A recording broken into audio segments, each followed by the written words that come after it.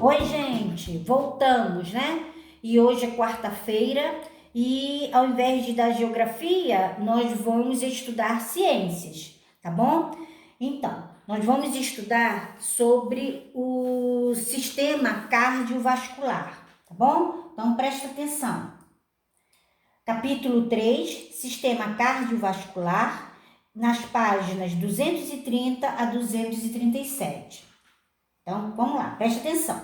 Circulação sanguínea no corpo humano. O coração desempenha funções essenciais à vida. Ele faz parte do sistema cardiovascular, que, junto aos sistemas digestório e respiratório, atua na nutrição do corpo. Conheça a seguir alguns papéis desse sistema. Então, mas antes da gente conhecer mais alguns papéis desse sistema, eu vou falar mais sobre um pouquinho sobre o sistema cardiovascular, que é responsável pelo transporte e pela distribuição de substâncias que as células precisam para funcionar.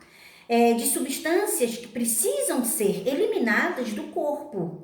E é esse papel que é realizado em conjunto pelo coração, pelo sangue e pelos vasos sanguíneos. Então, continuando, vamos para a imagem.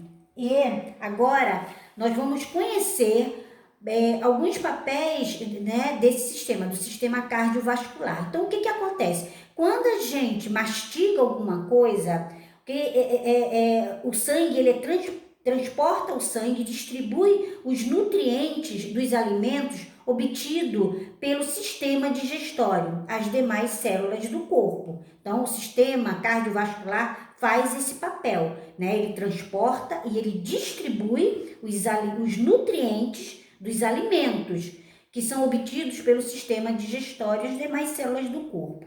O sistema cardiovascular também transporta o gás oxigênio dos pulmões e as demais células do corpo, assim como leva o gás carbônico e das células do corpo aos pulmões.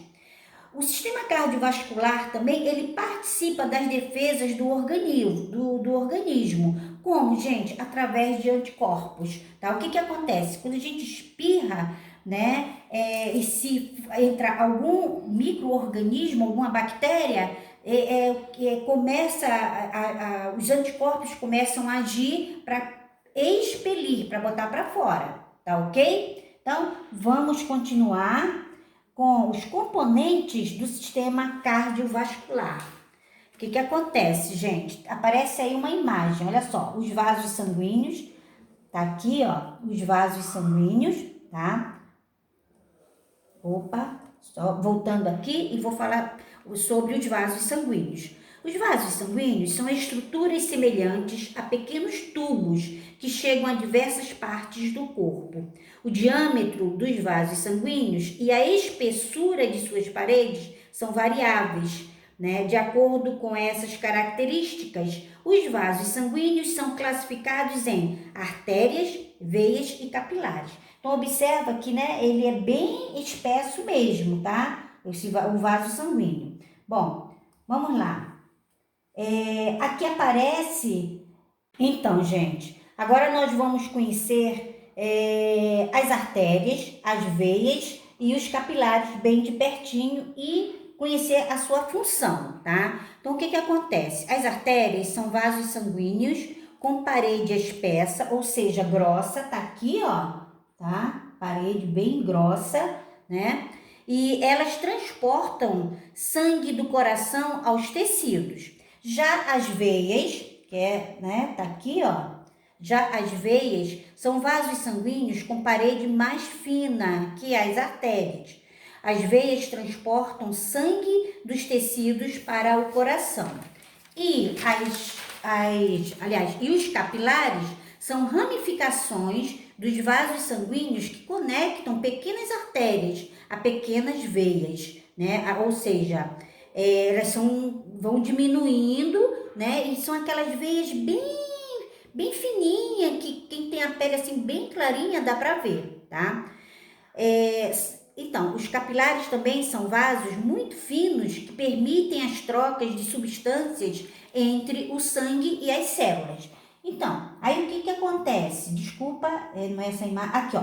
Nessa imagem aqui, tá aparecendo, ó. Tá aqui em vermelho as artérias, tá? Em azul aqui as veias. E esse bem fininho que tá aparecendo são os capilares, tá? São, né, que são aquelas veias bem miudinhas, tá ok? Então, voltando. O sangue, gente, o que que acontece? É um tecido formado por uma porção líquida chamada plasma, por células sanguíneas, que são as hemácias e os leucócitos, e também por fragmentos de células, que são as plaquetas. O plasma é um líquido de cor amarela, formado por água e algumas substâncias, inclusive os anticorpos, que nos protege de muitas doenças, tá? Então tá aqui os leucócitos, né? As hemácias, né? E as plaquetas, ok? Continuando, vamos falar sobre o coração, gente. Outra coisa também, antes de falar do coração, as hemácias ou glóbulos vermelhos são as células presentes em maior quantidade no sangue. Elas possuem um pigmento vermelho chamado hemoglobina, que confere a cor vermelha ao sangue. As hemácias são células que transportam gás oxigênio e gás carbônico pelo corpo, tá? Porque, na verdade, faltou eu falar das hemácias, tá ok? Mas não tem problema, porque também tem uma explicação no livro de vocês, tá? Vamos lá. Então, vamos para o coração. O coração, gente, ele funciona como uma bomba, impulsionando o sangue para todo o corpo, no interior dos vasos sanguíneos. O tecido muscular do coração se contrai e relaxa de maneira coordenada, resultando nos batimentos cardíacos. Esses batimentos são acompanhados de um som originado do fluxo de sangue no coração, tá? Então, o coração ele é formado principalmente por tecido muscular cardíaco e esse órgão apresenta 4 cavidades por onde o sangue se desloca, tá bom? Bom, e aí a gente vai ver como é que se forma um coágulo, tá? Formação do coágulo sanguíneo.